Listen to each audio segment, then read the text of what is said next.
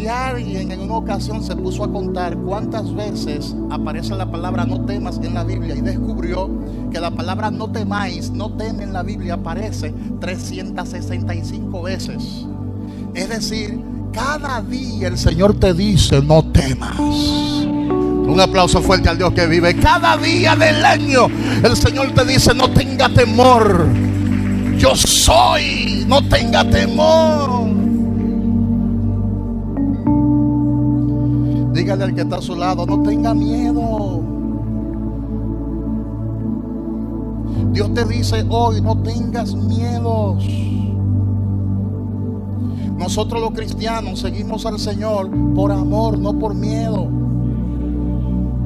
Hay gente que se convierten por miedo a su justicia y dicen, me voy a entregar a Cristo para que Él no me mate. Todo eso lo ha enseñado la religión. Y si no te arrepientes, el diablo te va a llevar. Y la gente, uy. Y aparentemente se entregan por temor, pero nunca nacen de nuevo porque se entregaron por temor. Y el método que se usó fue un método religioso. Y son los que dan problemas en la iglesia porque nunca han nacido de nuevo. Se convirtieron por miedo al infierno, o por miedo a ser castigado o a ser regañado por Dios. Porque hay gente que cuando se imaginan a Dios, se lo imaginan de la siguiente manera: como un anciano de día, sentado en un trono con la barriga grande, porque lo ven hasta obeso, como si fuera Buda, con la cabellera blanca y la barba bien larga, blanca, y con un bastón en la mano, esperando que tú cometas algo para darte un batonazo, para darte con el bastón. Ese es el Dios que la religión ha creado en su mente, ha creado en sus pensamientos. ¿Te das cuenta por qué yo digo que la religión es del diablo? Porque no es un asunto tan sencillo. La religión es del diablo. No, eso hay que explicarlo. ¿Por qué? Porque hay muchas personas que están siendo engañadas por conceptos preconcebidos. Hay muchas personas que están siendo engañadas por la religión. Y hay gente que se esconden tras la religión. Sacerdotes se esconden tras la religión y cometen toda clase de fechoría. Monjas se esconden tras la religión y cometen atrocidades. No todas ni todos. Hay sacerdotes muy buenos, hay monjas que hacen bien su trabajo y le sirven a Dios. Pero también hay pastores que se esconden tras la religión y están cometiendo toda clase de fechoría. Y la gente dice, wow, ¿y ahora en quién vamos a creer? Mire ese pastor que es un violador. Pero el que no conoce la escritura, el que no conoce la palabra, se altera. Porque la palabra misma habla que muchos vendrán vestidos de oveja, pero que por dentro son lobos rapaces. Son lobos rapaces. ¿Y cuál es el trabajo del lobo? Destruir las ovejas. Ese es el trabajo del lobo. El lobo no tiene otra misión. El lobo se mete en el rebaño y acaba con cuanta oveja exista. Entonces, un depredador es un lobo. Entonces, un pastor que esté depredando, que esté cometiendo toda clase de impureza, es un pastor que ha sido creado por la religión. Usted está serio aquí hoy. Hay profetas creados por la religión, no son profetas genuinos. Hay evangelistas creados por la religión, no son evangelistas genuinos. Hay apóstoles, hay pastores, hay maestros creados por la religión, que en el tiempo usted verá los frutos, porque por sus frutos usted lo va a conocer. Por sus frutos usted lo conocerá.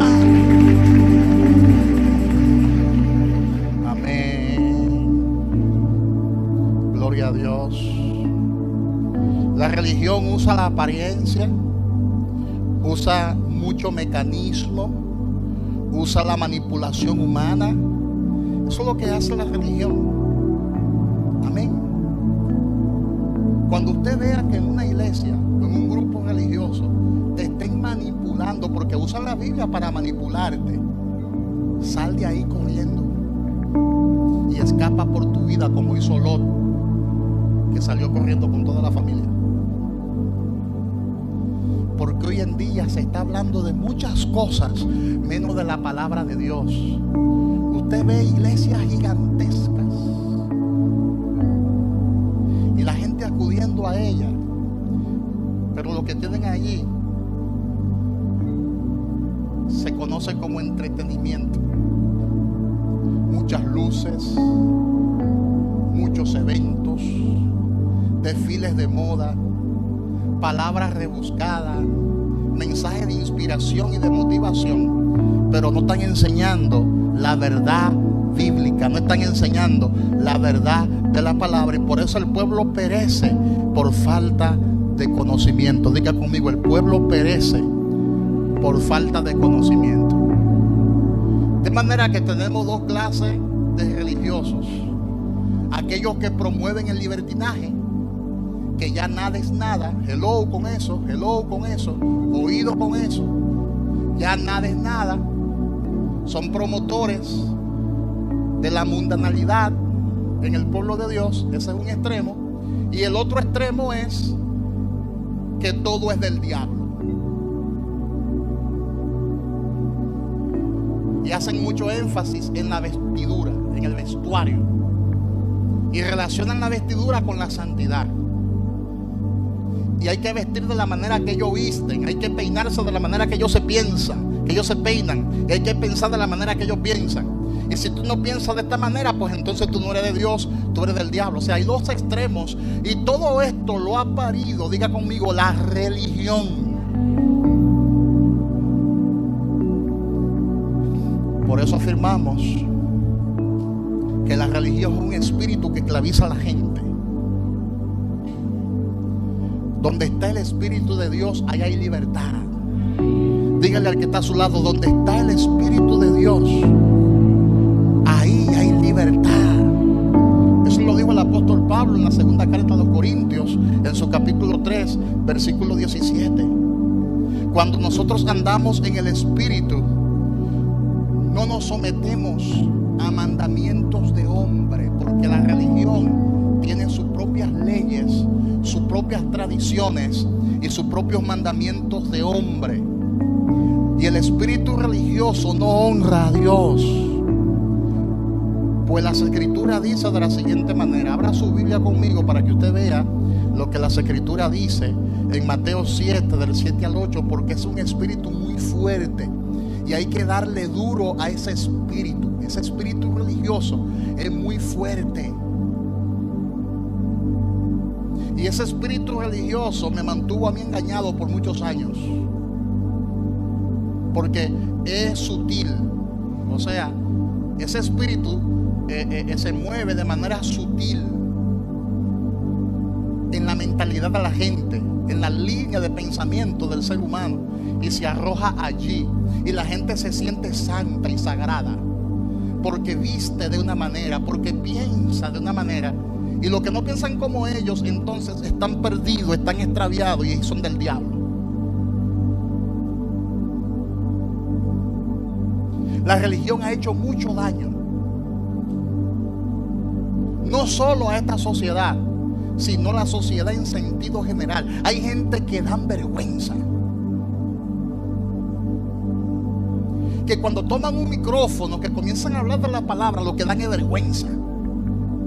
Y la gente se burla de ellos y de ellas en las redes sociales, porque muchos de ellos, aparte de que están tergiversando la palabra de Dios, hacen cosas para buscar view, para ser visto por los demás. Y hay mucha gente que están endureciendo su corazón y dice: ¿y para eso es que yo me voy a convertir? Entonces, ¿la religión ha hecho daño o no ha hecho daño? No diga que usted es religioso, nunca lo diga. Diga que usted es el Hijo de Dios. Amén. Porque es que debajo de la sombrilla de la religión se esconden muchísimas cosas que desagradan a Dios.